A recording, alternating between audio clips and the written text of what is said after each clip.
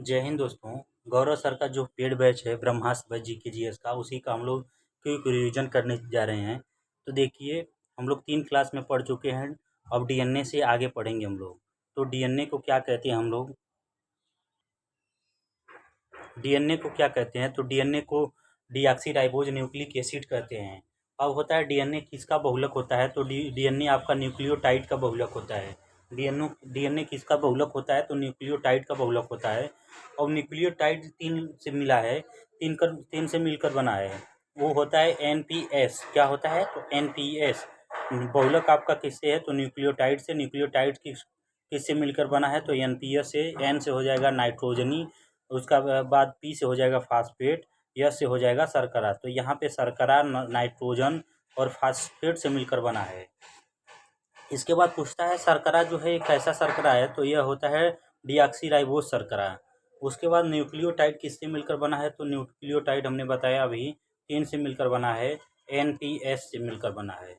अब क्वेश्चन एक बार SSC में पूछा था कि न्यूक्लियोसाइड में क्या क्या शामिल है। तो यहाँ पे देखिए साइड है, और हम क्या बता रहे हैं? ऊपर टाइड बता रहे हैं। तो टाइड में तो है आपका NPS। अब देखेंगे इसका, तो इसमें क्या क्या नहीं होता? न्यूक्लियोसाइड में आपका फास्फोरस नहीं होता, तो ए आंसर गलत हो जाएगा। उसके बाद इसमें भी फास्फोरस है तो ये भी गलत हो जाएगा। इसमें भी फास्फोरस है तो ये भी गलत हो जाएगा। SN हमारा सही हो जाएगा। तो इसको देख लेंगे हम लोग, साफ्ट से कोरिलेट कर लेंगे। साफ्ट से या सा से हो जाएगा आपका साइड, तो न्यूक्लियोसाइड हो गया। यह फ से हो जाएगा फास्फेट। उसके बाद T से हो जाएगा न्यूक्लियोटाइड, तो टाइड यहाँ है तो न्यूक्लियोटाइड। तो न्यूक्लियोटाइड टाइड जो किससे किसके से मिलकर बना है? तो न्यूक्लियोसाइड प्लस फास्फेट से। मतलब न्यूक्लियोसाइड में फास्फेट नहीं होता है। तो नोट लगा के हम लोग देख लेंगे कि न्यूक्लियोसाइड में क्या नहीं होता? फास्फेट रहित न्यूक्लियोटाइड होता है। ठीक है ना? तो न्यूक्लियोसाइड जो होता है फास्फेट रहित न्यूक्लियोटाइड होता है। अब नाइट्रोजन के जो 4 बेस हैं उसको देख लेंगे। नाइट्रोजन के कितने बेस होते हैं? 4 बेस होते हैं। तो ये इसको देखेंगे हम लोग ट्रिक से। AG हमारा ट्रिक है, AG परी को TC ले आना। AG परी को TC लाना। तो AG, तो A से हो जाएगा एडेनिन, G से हो जाएगा आपका ग्वानिन, T से हो जाएगा थाइमिन, उसके बाद C से हो जाएगा TC, C से हो जाएगा आपका साइटोसिन।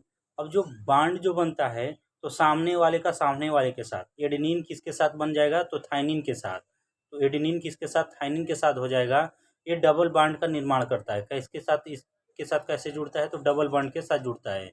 उसके बाद ग्वानिन जो है आपके साइटोसिन के साथ बॉन्ड बनाता है। ये जो है कितने बांड जोड़ता है? तो यह ट्रिपल बांड जोड़ता है। तो सामने सामने ए के सामने आपका टी है, तो ए टी के सामने हो जाएगा आपका डबल बॉन्ड। उसके बाद जी के सामने सी है, तो जी के साथ ट्रिपल बॉन्ड हो जाएगा। ठीक है ना? तो ATGC हो जाएगा यहाँ से। अब देखिए DNA का ये क्या है? आपका DNA का हेलिकल्स मॉडल है। तो DNA की का मॉडल जो दिए थे, आपको पता होगा वाटसन एवं क्रिक दिए थे। लेकिन साथ साथ कोई ये नहीं जान पाता कि वाटसन क्रिक के साथ विलिकम्स भी दिए थे। विलिकम्स ने भी आपका DNA का जो मॉडल था विलिकम्स ने भी दिया था साथ में।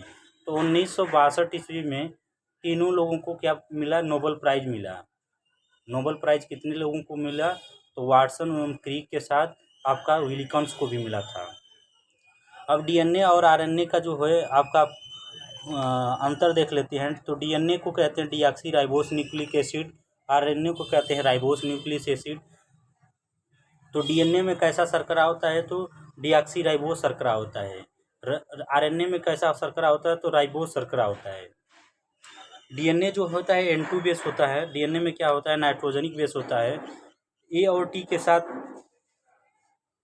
डबल बॉन्ड, और G और C के साथ कैसा बॉन्ड होता है? तो हम लोग देखे थे ट्रिपल बॉन्ड होता है। ठीक है। अब देखेंगे इसमें RNA में, तो RNA में क्या होता है? एडेनिन होता है, ग्वानिन होता है, साइटोसिन होता है। लेकिन यहाँ पे थाइमिन के जगह पे क्या होता है? यूरोसिल जोड़ा होता है। थायमिन के जगह पे क्या होता है, यूरोसिल जुड़ा होता है, तो थायमिन के जगह पे क्या होगा, यूरोसिल हो गया। तो एडेनिन के साथ एडेनिन के साथ क्या हो गया, यूरोसिल हो गया। तो ये कैसा बॉन्ड बनाएगा, तो डबल बॉन्ड बनाता है। उसके बाद ग्वानिन के साथ साइटोसिन कैसा बॉन्ड बनाता है, तो ट्रिपल बॉन्ड बनाता है।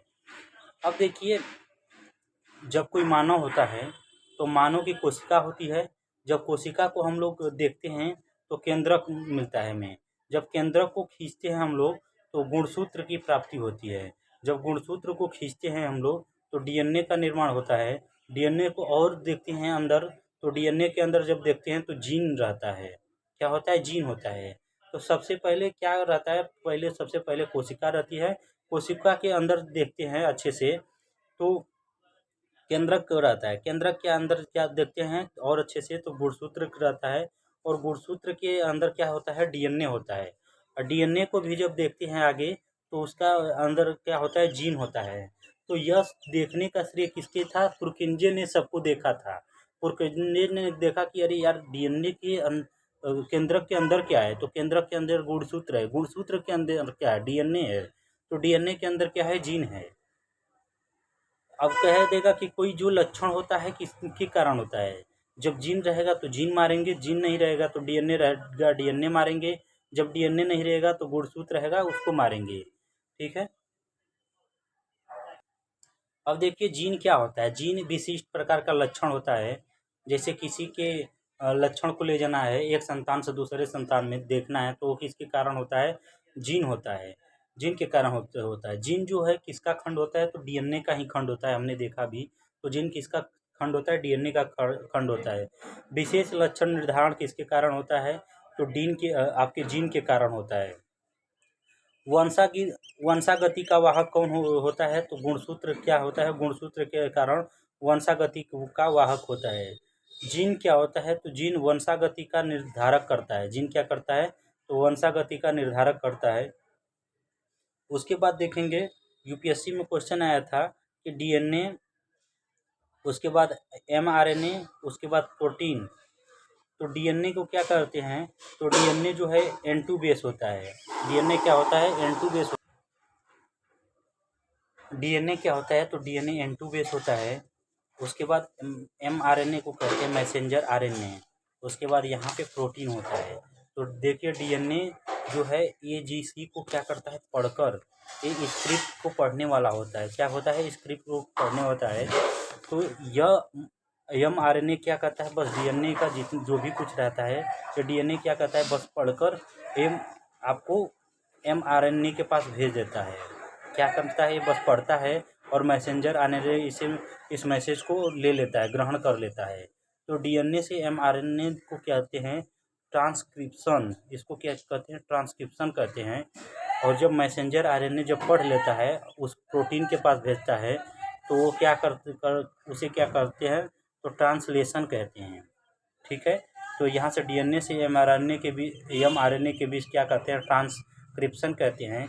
जबकि एमआरएनए से प्रोटीन तक जाता है तो इसे ट्रांसलेशन कहते हैं। आप लोग नोट लगा के लिखिएगा। डीएनए से आनुवांशिक सूचना एमआरएनए द्वारा प्राप्त करना ट्रांसक्रिप्शन कहलाता है। क्या कहलाता है, ट्रांसक्रिप्शन कहलाता है। ट्रांसक्रिप्शन को इंग्लिश में कहते हैं अनुलेखन। जबकि मैसेंजर आरएनए एमआरएनए से प्राप्त सूचना के आधार पर प्रोटीन का निर्माण करना, इस क्या कहलाता है, ट्रांसलेशन कहलाता है। क्या कहलाता है, तो ट्रांसलेशन कहलाता है। अब फिर नोट लगाइएगा, नोट लगा के लिखिए जाएगा। कृत्रिम जीन संश्लेषण के लिए कृत्रिम जीन संश्लेषण के लिए हरगोविंद खुराना को 1968 ईस्वी में चिकित्सा का नोबेल प्राइज मिला था। 1968 में हरगोविंद खुराना को चिकित्सा का क्या मिला था, नोबेल प्राइज मिला था। कृत्रिम कृत्रिम जीन संश्लेषण के लिए कितने मिला था, तो यह आपके 1968 ईस्वी में 1968 ईस्वी में हरगोविंद खुराना को चिकित्सा के लिए नोबेल प्राइज मिला था। तो किस लिए, तो कृत्रिम जीन संश्लेषण के लिए मिला था। अब आते हैं कोशिका विभाजन, सेल डिवीजन। आपके सेल डिवीजन में 3 होता है। एक होता है असूत्री, एक होता है समसूत्री, एक होता है अर्धसूत्री। आपको असूत्री को कहते हैं एमिटोसिस। उसके बाद मियोसिस कहते हैं समसूत्री को, मियोसिस कहते हैं अर्धसूत्री को। तो असूत्री में क्या होता है आपका, क्या क्या होता है, तो आपका प्रोटोजोआ होता है, जीवाणु होता है और शैवाल होता है। जीवाणु, प्रोटोजोआ और शैवाल होता है। जबकि समसूत्री में कोशिका का कायिक कोशिका होती है। क्या होती है, तो कायिक कोशिका होती है। अर्धसूत्री में क्या होता है, तो जनन कोशिका होती हैं। जनन कोशिकाओं का क्या होता है, अर्धसूत्री विभाजन होता है। उसके बाद असूत्री विभाजन किसका होता है, तो जीवाणु, प्रोटोजोआ और शैवाल का। समसूत्री किसका विभाजन होता है, तो कायिक कोशिका का। सोमैटिक कोशिका का क्या होता है, यहाँ पे सेल डिवीजन होता है समसूत्री में। अब देख लेते हैं समसूत्री और अर्धसूत्री को। यह दोनों हम लोगों के लिए इम्पॉर्टेंट है, समसूत्री और अर्धसूत्री। तो इसके बारे में देख लेते हैं, समसूत्री क्या होता है, अर्धसूत्री क्या होता है। समसूत्री को हम लोग इंग्लिश में मिटोसिस बोलते हैं और मियोसिस इसको अर्धसूत्री को बोलते हैं। समसूत्री किसमें होता है, तो कायिक कोशिकाओं में होता है। जनन कोशिकाओं में क्या होता है, तो अर्धसूत्री का होता है। जनन कोशिकाओं में जैसे अंडाणु हो गया आपका, शुक्राणु हो गया।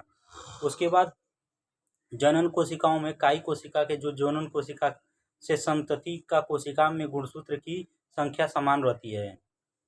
तो इसमें क्या होता है, समसूत्री में समान विभाजन होता है। सेल डिवीजन क्या होता है, समान होता है। जबकि इसमें क्या होता है, अर्धसूत्री में आधी होता है। जो संतति कोशिका में गुणसूत्रों की संख्या क्या हो जाती है, तो इसमें आधी हो जाती है। जैसे आपका 20 है, तो 20 को आप 20 का एक क्या हो जाता है, आधा हो जाता है। जबकि इसमें क्या होता है, समान रूप से डिवाइड होता है। समसूत्री में क्या होता है, समान रूप से डिवाइड होता है। जैसे जनन कोशिका जो 46 है, 46 का दूना करेंगे तो 92 होगा। और 92 क्या होगा, संतति कोशिका जो होती है, संतति कोशिका में समान डिवाइड होगा। जैसे 46 यहाँ डिवाइड हो गया, 46 यहाँ डिवाइड हो गया, तो यहाँ क्या हो गया आपका, संतति कोशिका में समान डिवाइड हुआ है। लेकिन आपका इसमें जो है 46 का दूना करेंगे तो 92 है। 92 का क्या करेगा, 4 भागों में डिवाइड होता है ये, तो 23, 23, 23। यहाँ पे ये क्या होता है, अर्धसूत्री में होता है। तो संतति कोशिकाओं का यहाँ पे आधा विभाजन हो जाता है, जबकि यहाँ क्या होता है, समान विभाजन होता है। तो यहाँ पे ये भी डिफरेंस हम लोग को देखने को मिलता है। इसमें जो है कि एक जनन कोशिका से 2 संतति कोशिका का निर्माण होता है। और जबकि इसमें क्या होता है, एक जनन कोशिका से 4 संतति कोशिका का निर्माण होता है। कितने कोशिका का, तो 4 संतति कोशिका का निर्माण होता है अर्धसूत्री में। समसूत्री में कितने कोशिका का निर्माण होता है, तो यह 2 कोशिकाओं का निर्माण होता है। एक जनन कोशिका से दो संतति कोशिकाओं का बनती है। जबकि इसमें एक जनन कोशिका से कितनी बनती है, तो 4 संतति कोशिका का निर्माण होता है। ये आपका देखिए द एंड हो गया, सेल चैप्टर था। सेल चैप्टर यहाँ पे द एंड हो जाता है। तो हम लोग आगे देखेंगे, यहाँ पे सेल चैप्टर द एंड हो गया। आगे हम लोग देखेंगे अगला जो नेक्स्ट चैप्टर है, पोषक तत्व है। तो पोषक तत्व क्या होता है, जीवों में वृद्धि, विकास एवं सभी जैव प्रक्रमों के संचालन के लिए आवश्यक सभी पोषक पदार्थों से युक्त भोजन ग्रहण करने की प्रक्रिया को क्या कहते हैं, पोषण कहते हैं। पोषण का हमें थियरी तो डिफिनेशन तो आता नहीं, लेकिन एक बार बता दिए हम। अब पोषण के प्रकार, तो पोषण के प्रकार कितने प्रकार के, वो 2 प्रकार के होते हैं। एक स्वपोषी होता है, विषमपोषी होता है। स्वपोषी किसे कहते हैं, जो अपना भोजन स्वयं बनाते हैं उसे क्या कहते हैं, स्वपोषी कहते हैं।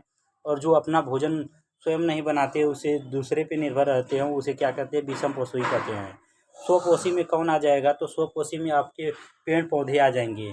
जबकि विषमपोषी में कौन आ जाता है, तो शाकाहारी, मांसाहारी, सर्वाहारी, अपमार्जक, परजीवी, सहजीवित, ये सभी आ जाएंगे।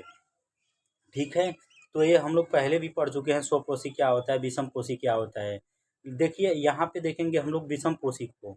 विषमपोषी कितने 6 होते हैं, इसको हम लोग देखेंगे। एक होता है शाकाहारी, दूसरा होता है मांसाहारी, तीसरा सर्वाहारी, उसके बाद अपमार्जक हो गया, परिजीवी हो गया, सहजीवी हो गया।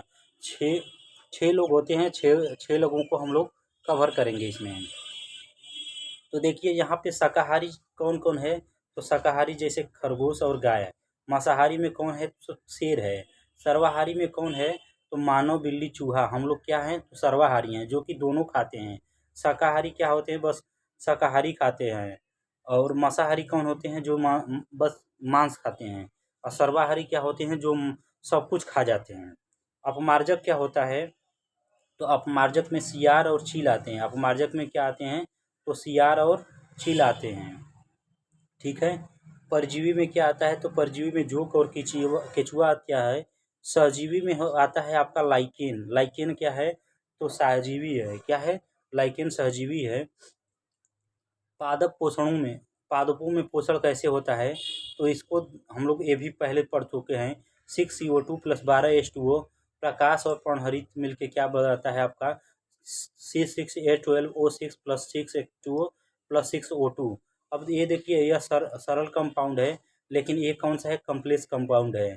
तो हमने, आप बताइए कि सरल से जब कॉम्प्लेक्स कंपाउंड बनता है तो वहाँ पे क्या होता है, ये हमें कमेंट करके बताइएगा। ठीक है, कौन सा रिएक्शन होता है, क्या होता है, उस बताए हैं हम, उसको आप लोग कमेंट में करके बताइएगा।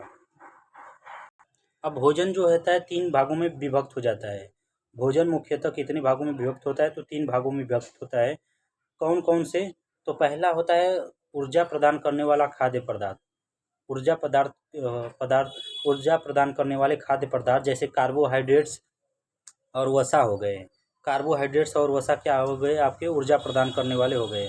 कार्बोहाइड्रेट्स क्या होता है, तो कार्बोहाइड्रेट्स आपका शर्करा होता है। दूसरा क्या होता है, शरीर निर्माण करने वाले खाद्य पदार्थ। तो दूसरा क्या है आपका, शरीर निर्माण करने वाले खाद्य पदार्थ। जैसे ये क्या होते हैं, प्रोटीन होते हैं। प्रोटीन क्या करता है, शरीर निर्माण करने वाले खाद्य पदार्थ हैं। शरीर को निर्माण करने के लिए किसकी आवश्यकता होती है, प्रोटीन की आवश्यकता होती है।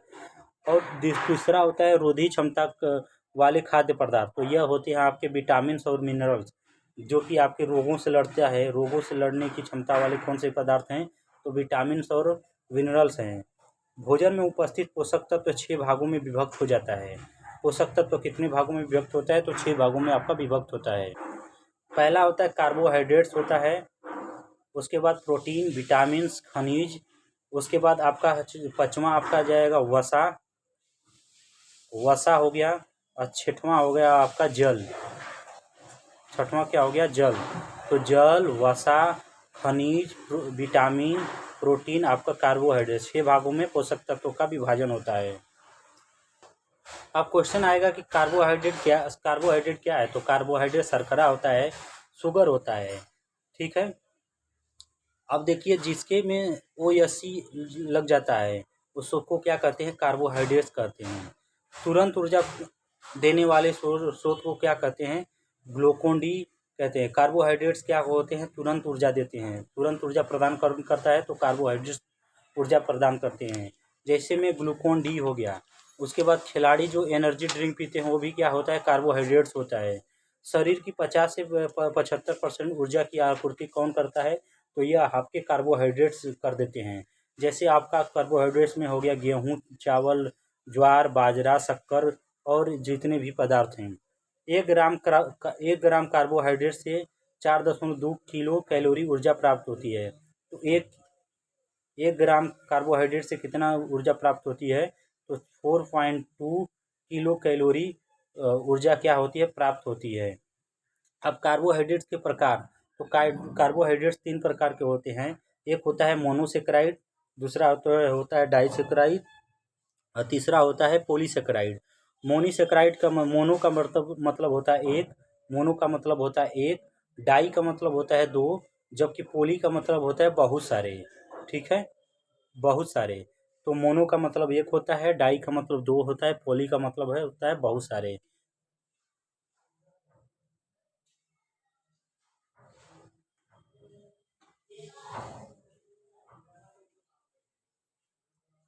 जैसे देखेंगे हम लोग, जैसे देखेंगे ग्लूकोज, तो ग्लूकोज में एक शर्करा होता है, मोनो शर्करा होता है, मोनोसेक्राइड होता है। वैसे ही फ्रैक्टोज, वैसे ही गैलेक्टोज। तो ग्लूकोज में क्या होता है, तो यह ब्लड शुगर होता है। ग्लूकोज क्या होता है, तो यह ब्लड में होता है, ब्लड शुगर होता है। फ्रैक्टोज क्या होता है, फ्रूट शुगर होता है। गैलेक्टोज का होता है तो ब्राउन शुगर होता है। ठीक है। उसके बाद देखेंगे डाइसेक्राइड में, जिसमें 2 शर्करा होता है वो आपका सुक्रोज हो गया, माल्टोज हो गया, उसके बाद क्या हो जाएगा, गैलेक्टोज हो जाएगा। तो सुक्रोज किससे मिलकर बनता है, तो ग्लूकोज और फ्रैक्टोज से मिलकर बनता है आपका सुक्रोज। सुक्रोज का निर्माण कैसे होता है, तो ग्लूकोज प्लस फ्रक्टोज से। जबकि माल्टोज क्या होता है, माल्टोज ग्लूकोज और ग्लूकोज से मिलकर बनता है। 2 ग्लूकोज मिल जाएगा तो आपका क्या हो जाएगा, माल्टोज का निर्माण हो जाएगा। जबकि लैक्टोज क्या होता है, ग्लूकोज प्लस गैलेक्टोज, ग्लूकोज और गैलेक्टोज जब मिलता है तो क्या निर्माण होता है, आपका लैक्टोज का निर्माण होता है। पहला देखेंगे सुक्रोज किससे मिलकर बनता है, तो ग्लूकोज और फ्रैक्टोज से। माल्टोज किससे मिलता है, तो दोनों ग्लूकोज से, 2 ग्लूकोज से मिलकर आपका माल्टोज बनता है। जबकि लैक्टोज किससे मिलकर बनता है, तो ग्लूकोज और गैलेक्टोज से। अब आ जाएंगे पॉलीसेकेराइड। पॉली का मतलब होता है बहुत, जैसे स्टार्च। स्टार्च पौधों में होता है। पौधों में खाद्य का संचय किसके रूप में होता है, तो पौधों में खाद्य का संचय हमने बताया था स्टार्च या मंड के रूप में होता है। उसके बाद जंतुओं में खाद्य का संचय किस में होता है, तो जंतुओं में खाद्य का संचय आपका ग्लाइकोजन के रूप में होता है। जंतुओं में खाद्य का संचय किस में होता है, ग्लाइकोजन के रूप में होता है। तो आपका स्टार्च हो गया, ग्लाइकोजन हो गया और इसके बाद सेलुलोज हो गया, ये सब क्या है, पॉलीसेकेराइड है। अब पूछता है कि सेलुलोज क्या होता है, तो पादप की कोशिका भित्ति जो बनी होती है किससे बनी होती है, सेलुलोज की बनी होती है। पादप की कोशिका भित्ति किससे बनी होती है, तो सेलुलोज की बनी होती है। अब चौथा इसी में आता है काइटिन। काइटिन क्या होता है, तो काइटिन भी पॉलीसेकेराइड होता है। काइटिन क्या होता है, तो पॉलीसेकेरिन होता है। कवक का सेलवाल किससे बना होता है, तो कवक का सेलवाल आपका काइटिन से बना होता है। किससे बना होता है, तो काइटिन से बना होता है। हमने देखा 4 यहाँ से हो गए। अब क्वेश्चन पूछता है कि, क्वेश्चन आता है, नोट लगा के लिखेंगे आप लोग। प्राकृतिक रूप से सबसे मीठा शर्करा कौन होता है, तो प्राकृतिक रूप से सबसे मीठा शर्करा फ्रैक्टोज होता है। क्या होता है, प्राकृतिक रूप से सबसे मीठा शर्करा आपका फ्रैक्टोज होता है। अब आता है कि टेबल शुगर किसे कहते हैं, तो टेबल शुगर हम लोग सुक्रोज को कहते हैं। किसको कहते हैं, सुक्रोज को हम लोग टेबल शुगर या तो केन शुगर कहते हैं। केन शुगर या टेबल शुगर किसे कहते हैं, तो सुक्रोज को सब कहते हैं। मिल्क शुगर किसे कहते हैं, तो जहाँ जहाँ मिल्क वहाँ वहाँ लैक्टोज, हमने पहले कहा था जहाँ जहाँ मिल्क वहाँ वहाँ लैक्टोज। तो मिल्क शुगर किसे कहते हैं, तो लैक्टोज को कहते हैं। इसके बाद सभी कार्बोहाइड्रेट्स आपके मीठे नहीं होते, इसको भी आप लोग ध्यान रखिएगा। ये नहीं कि जितने भी कार्बोहाइड्रेट्स हैं सबके सब मीठे ही होते हैं। अब क्वेश्चन पूछा था कि काइटिन एक प्रकार की है, तो काइटिन एक प्रकार का क्या है, मोनोसेकेराइड है, डाइसेकेराइड है, ट्राइसेकेराइड है, पॉलीसेकेराइड है। तो आप लोग को हमने बताया कि काइटिन कैसा है, तो पॉलीसेकेराइड है। आपके ये एसएससी में पूछा था कि आपका काइटिन कैसा है, तो काइटिन क्या है, पॉलीसेकेराइड है। ओके, जय हिंद। वीडियो कैसा लगा आप लोगों को, एक कमेंट बॉक्स में ज़रूर सजेशन दीजिएगा, क्योंकि आप लोगों के लिए हम बहुत ही मेहनत करते हैं, वीडियो बनाते हैं, इसके पीछे बहुत ही मेहनत लगता है। तो आप लोग चाहेंगे तो हम जो भी मेरे दोस्त नहीं ले पाए होंगे गौरव सर का बैच, वो यहाँ से भी कवर कर लेंगे। हम क्या करेंगे, यहाँ से उनको PDF भी प्रोवाइड करा देंगे। जो यदि चाहते हैं कि फास्ट रिवीजन हो, अपना नोट्स ना बना पा रहे हों, जो कि जॉब करते हों, उनके लिए हम क्या करेंगे, आसानी से ये PDF प्रोवाइड करा देंगे। तो ओके, जय हिंद, थैंक यू।